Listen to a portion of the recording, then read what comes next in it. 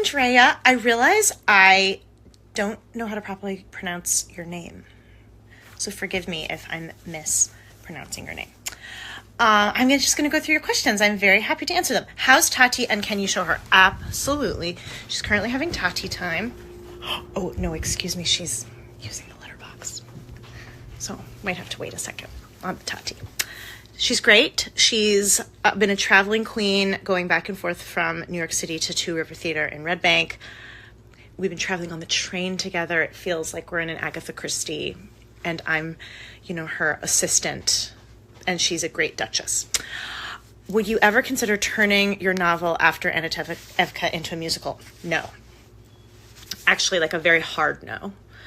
Oh, wait, hold on. Pause. Here's the queen.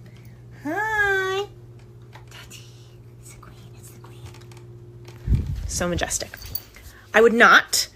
For me, I don't know if you've read it, but for me, it's a real mix of the characters that we know from Fiddler on the Roof in the first third of the book, told in the Shalom Aleichem oral tradition, but the second 2/3 of the book really take off in a very Russian literature way that I think is not conducive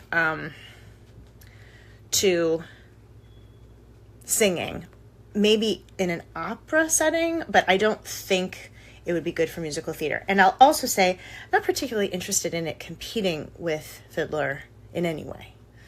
So I think for now it stands on its own. I'd love to see it as a limited series, but no, people ask me about that a lot, and I always say no. Let's see. What was the hardest part of doing Merchant of Venice? How did you stay grounded during the anti-Semitic parts of the play? Okay, so fun fact, one thing that's kind of interesting is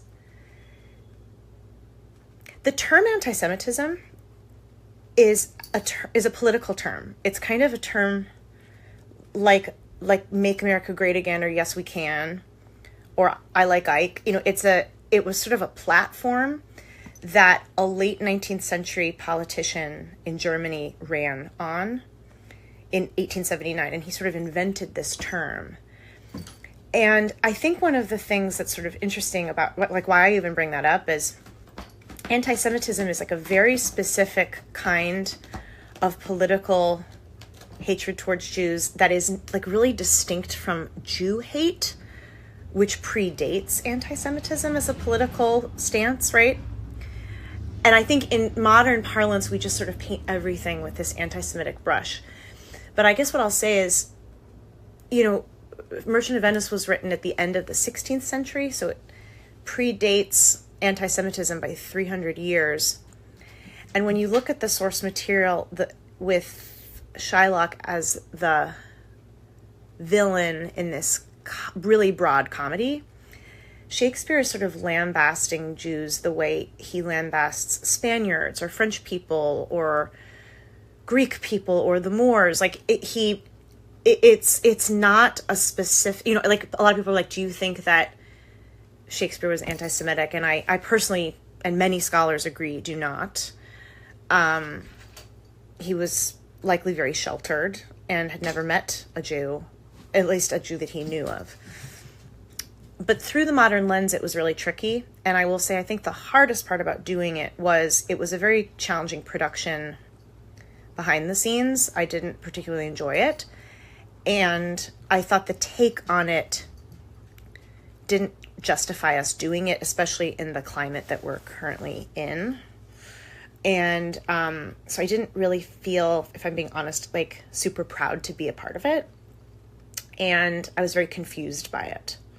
So we had some really upsetting talkbacks.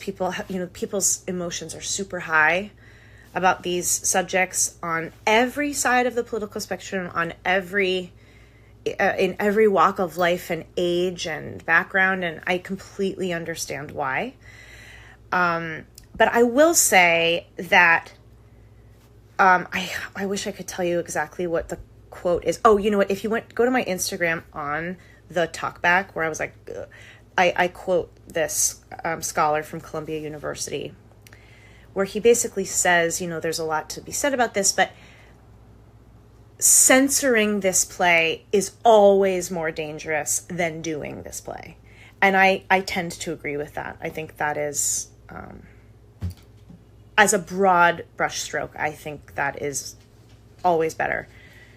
To allow dangerous, controversial, difficult, challenging, out of its time material is so much better than what I sort of see as consummate to like the book banning, as an example. So that's how I felt about that. Sorry, that was kind of a long answer. Do you have a fave opera and opera villain? Do I have a favorite opera?